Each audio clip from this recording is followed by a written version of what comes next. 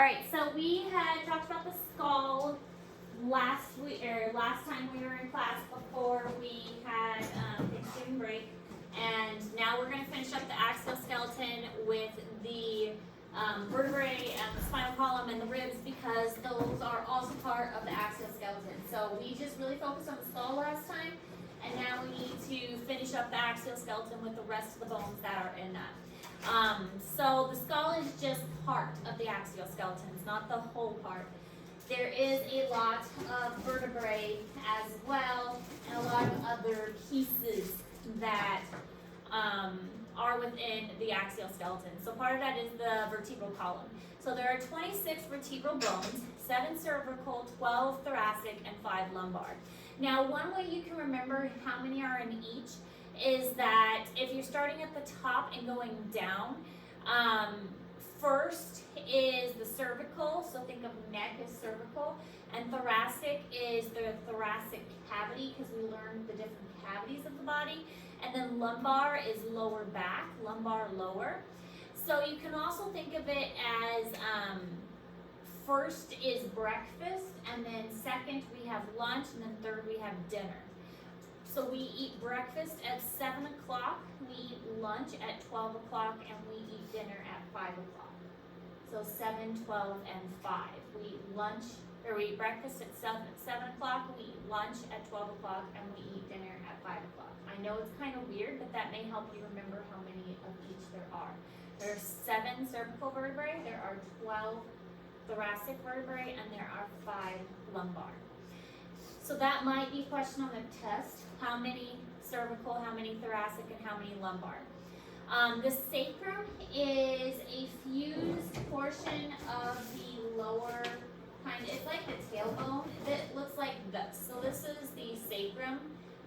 It's the fusion, kind of the tailbone area. And the coccyx is the little kind of tail. I don't know if it is in here. Try to find it. But it looks like a little tail-like portion. If I find it, I'll show you. I can see it on that one. Yeah. Yeah, that one is, you can see it on that one. A little pointy tail. It's kind of weird. Were we supposed to have tails or something? So, in theory, yes. The tail is an appendage that was lost. Other mammals, like cats and dogs and things, have tails. But we are known as a greater ape. So think of like gorillas too. Gorillas are greater apes. And so the coccyx is the tailbone that was lost.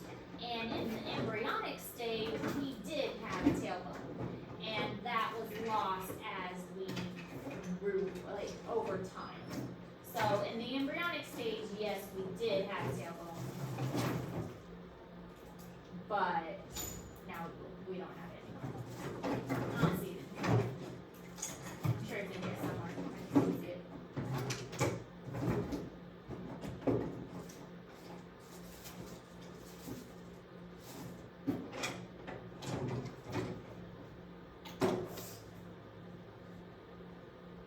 Oh, here it is. Put it in a separate bag. Here it is. Little coccyx. And triangular. Is it that big or?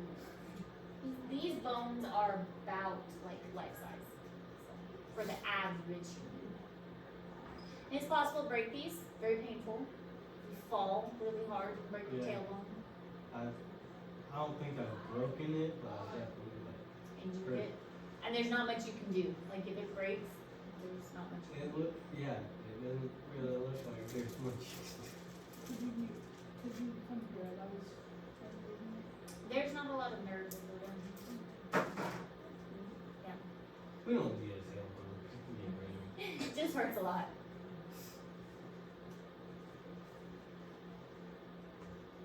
Okay, so this is in Google Classroom, and it kind of shows you how they're divided up.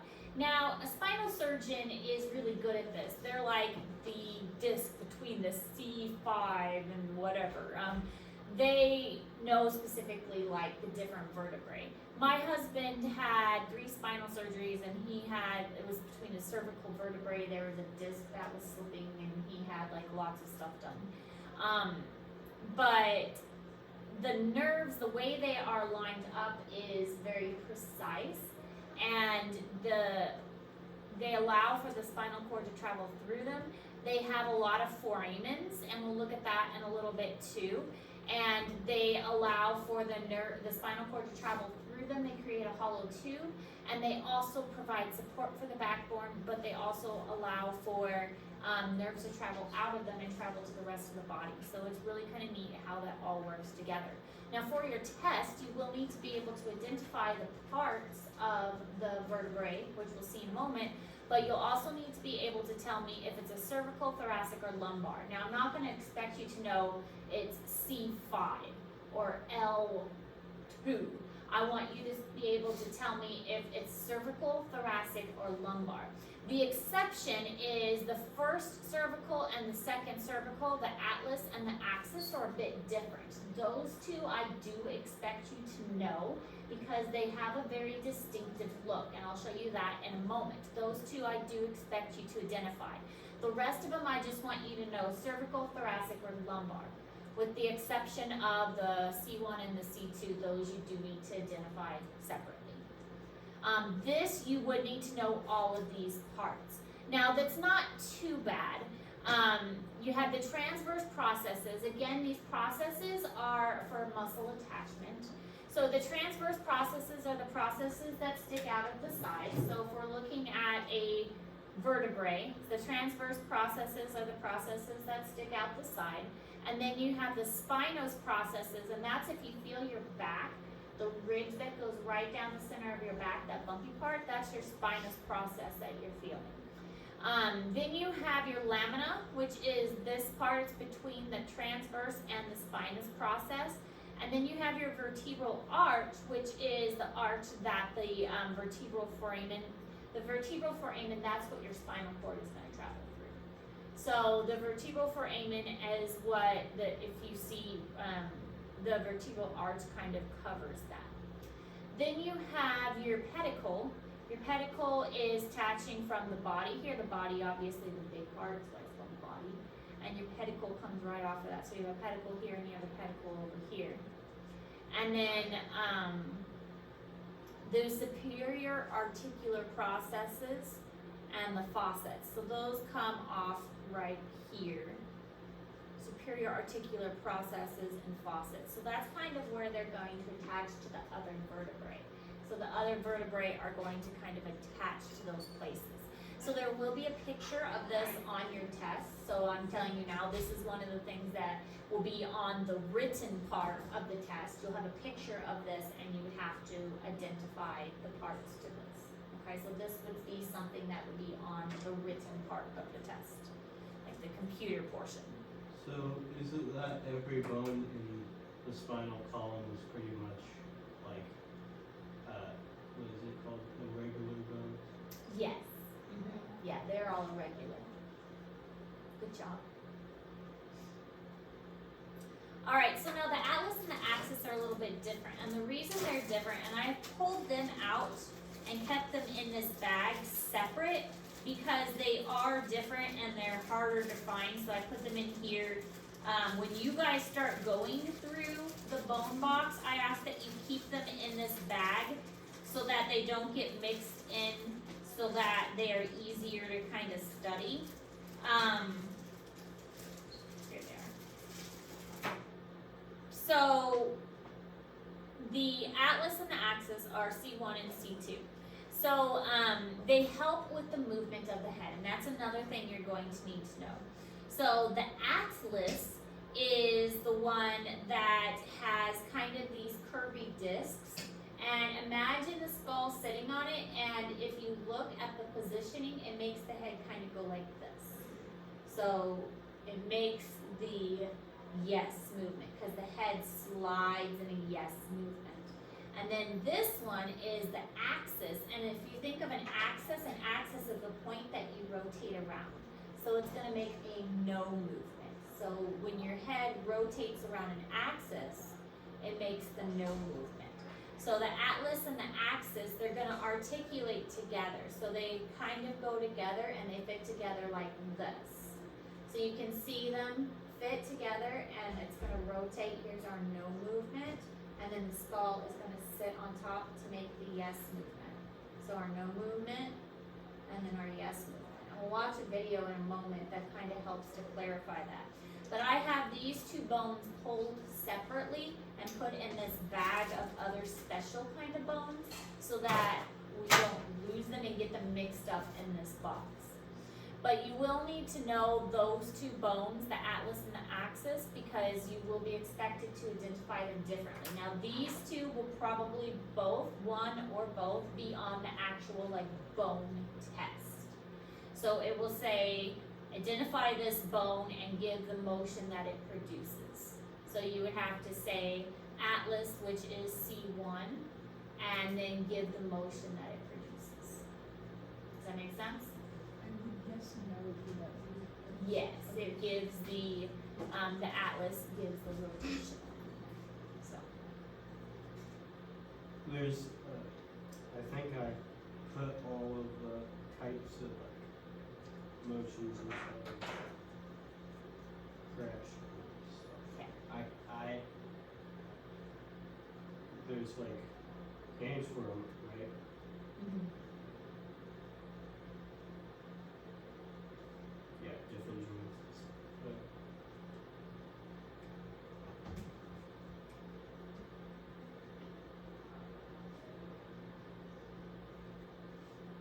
Okay, this is the video. Let me go back and start it, because this video shows the movements very nicely and gives a good rundown of not just the atlas and the axis, but the cervical vertebrae as well. We won't watch all 7 minutes. The cervical spine has the important job of supporting the skull and allowing us to move our head to direct our vision. The cervical spine also protects the spinal cord, the connection between our brain and the rest of our body. Two common anatomic terms are useful as they relate to the cervical spine. The term anterior refers to the front of the neck. The term posterior refers to the back of the neck. The human spine is made up of 24 spinal bones called vertebrae. Vertebrae are stacked on top of one another to form the spinal column. The spinal column is the body's main upright support. 7 vertebrae make up the cervical spine, often referred to as C1 to C7. The top vertebra, C1, connects to the bottom of the skull. The cervical spine curves slightly inward and ends where C7 joins the top of the thoracic spine. The base of the skull sits on top of C1, also called the atlas. 2 thick bony arches form a large hole through the center of the atlas.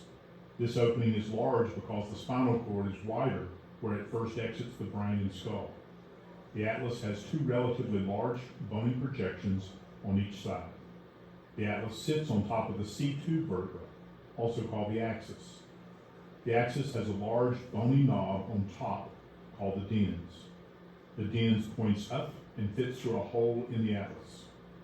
This specialized connection between the axis and the atlas gives the neck most of its ability to turn to the left and right. Each vertebra throughout the spine is made of the same parts. The main section of each cervical vertebra, from C2 to C7, is formed by a round block of bone called the vertebral body. A bone ring attaches to the back of the vertebral body. This ring is formed by 2 pedicles that connect to the back of the vertebral body and 2 lamina that join the pedicles to complete the ring. When the vertebrae are stacked on top of each other, the bone rings form a hollow tube that surrounds the spinal cord. The inside of this hollow tube is called the spinal canal. The bone rings provide a protective roof over the spinal cord. A bony knob projects posteriorly at the same point where the 2 lamina bones join together at the back of the spine. These projections, called spinous processes, can be felt as you rub your fingers up and down the back of your spine. Each vertebra in the spine has 2 bony knobs that point out to the side, one on the left and one on the right. These bony projections are called transverse processes. Unlike the rest of the spine, the cervical vertebrae have an opening that passes down through each transverse process. This opening, called the transverse foramen, provides a passageway for arteries that run up each side of the neck to supply the back of the brain with blood. Between each pair of vertebrae are two joints called facet joints. The surface of the facet joint is covered by articular cartilage. Articular cartilage is a smooth, rubbery material that covers the ends of most joints.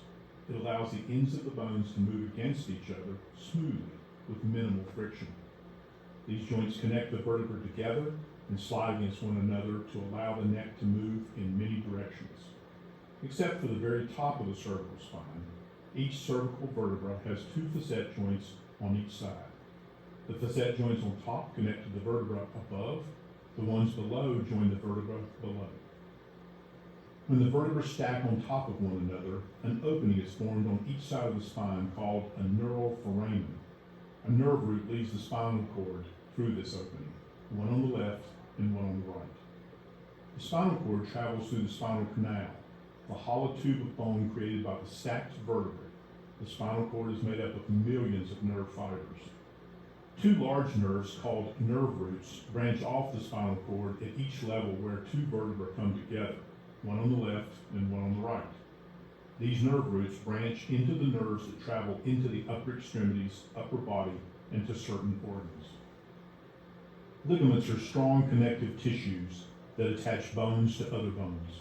Several long ligaments connect on the front and back sections of the vertebra. The anterior longitudinal ligament runs lengthwise down the front of the vertebral bodies. The posterior longitudinal ligament attaches on the back of the vertebral bodies. The ligamentum flavum is a long elastic band. We'll go ahead and stop there, because we got through most of what we needed to see. But again, a lot of good information talking about how the different bones attach and that kind of thing. But you can see the ways that they articulate with each other and the ways that they touch each other. All right, so coming back to this again, just kind of another view of it. The way that the labeling takes place, we've got the vertebral arch, we've got the vertebral foramen, the lamina, superior articular processes, transverse process, spinous process. Again, a process is any part that sticks out. Foramens are any kind of holes, and all of this you do need to know because this will be on the computer portion of the test. Again, the other thing you're going to need to know is the difference between cervical, thoracic, and lumbar. And so in this little bag, I've included an example of each one. So make sure you know how to tell the difference. The easy way to tell the difference between cervical is cervical has these little holes on the side. They're the only ones that have these little holes. If you look at, this is a thoracic, the thoracic doesn't have these little holes. So if you ever see these little holes, that's an indication that this is a cervical. Okay, so cervicals are the only ones that have the holes. So here is our atlas, and the atlas also has the little holes. Okay, so only the cervical have the holes. They allow for nerves to go through, and also vessels. So this will allow vessels to travel up to the head, especially vessels like the jugular and the carotid and things like that. So only the cervicals have those holes. Then we have our thoracic. Our thoracic often have more of a U-shaped body, and that's one of the best indicators is the body is smaller compared to our lumbar, and the lumbar have a very, very thick body. So you can see our thoracic versus our lumbar. The lumbar has a very thick body, and the thoracic have a much smaller body. So if we looked at this one, what do you think that one would be?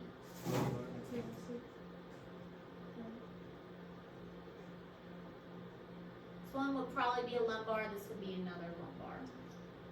How about that one? That one's a thoracic. And about these two. Probably both lumbar, maybe? These are both both thoracic. Thoracic have more U shape, these are more pointy. Oh, So those are thoracic. What that one? Cervical, cause of the little holes. Cervical.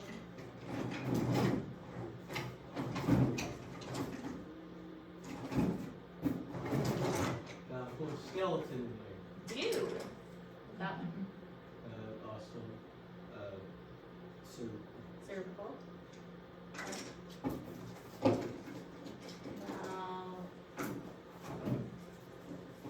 that one. lumbar. Lumbar. Good. See, not too bad. Okay. Good job, Gretchen. So showing the same thing. So we've got our cervical, which has these two tiny holes here on the side. So all cervical are gonna have those tiny holes. Lumbar has more, the body's not gonna be as thick, and this is more pointy. And, sorry, thoracic, I meant to say thoracic. Thoracic is not, the body isn't as thick, and the body is more pointy, and lumbar is more oval shaped, and body is usually very thick. Sacrum, again, is very distinctive and very obvious, and coccyx is also very obvious. It's very triangular. Then that brings us to the thoracic cavity, or the thoracic cage, also known as like the rib cage, and the sternum, the ribs, and the thoracic vertebrae. Now, the sternum is represented by this part, and this clear kind of thing is the cartilage. So we've got our sternum, which is the flat part. This is the part that often gets damaged during compressions when you when they're doing CPR on an individual. And these cartilage often get broken when they're doing those chest compressions if they're doing it the right way. So we have different kinds of ribs. We've got true ribs, false ribs, and floating ribs, which we'll talk about in a moment on the next slide. We have pairs 1 to 7 of the true ribs, and these are attached to the sternum. We have false ribs. The false ribs are attached to cartilage, which are attached to the sternum. And then we have the floating ribs, which are not attached to cartilage or the sternum at all. So they're just kind of floating there. So that's kind of how you distinguish them. The true ribs are attached to the sternum, false ribs are attached to cartilage, and the cartilage is attached to the sternum, and then the floating ribs are attached to nothing. So really kind of the best way to compare that is to look at Mr. Skeleton here. I don't like these wheelie things because you can't really wheel them very well. So true ribs are these that are attached to the sternum completely. And then our false ribs here, they are attached to the cartilage, which then gets attached to the sternum. And then we have our floating ribs, which are down here, they're not attached to anything. So they're just kind of floating. So true, attached to the sternum, false, which attached to the cartilage, and then the cartilage attaches to the sternum, and then floating, attached to nothing. We should totally put together a skeleton. Yeah. As like a building session. Well, we've got the bones. Can do it during your lab if you would like.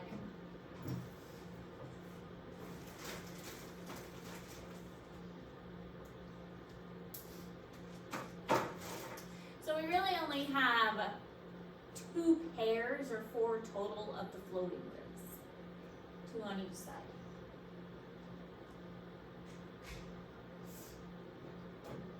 What is the significance of floating ribs? There's not really much of a significance. They help to protect the vital organs, the heart and the lungs. By the time you're getting into the floating rib area, you're also getting into the diaphragm and the liver, and so you're needing more space. So that's why they are not as big. Also, if you think of like, Probably structure-wise too. when a woman gets pregnant, a lot of that space is needed when the baby grows, because pretty much all of the organs get squished up into the into the chest cavity. And so pretty much the whole abdominal cavity is taken up by baby, and all the stomach and stuff gets squished up into the chest cavity. That's why like a pregnant woman gets like acid reflux and all of that kind of stuff and can't breathe very well because everything is squished up into the chest cavity. So we can't have really structured ribs at the bottom because that space is needed for other things. So that's probably why we have those floating ribs there. We're running out of space.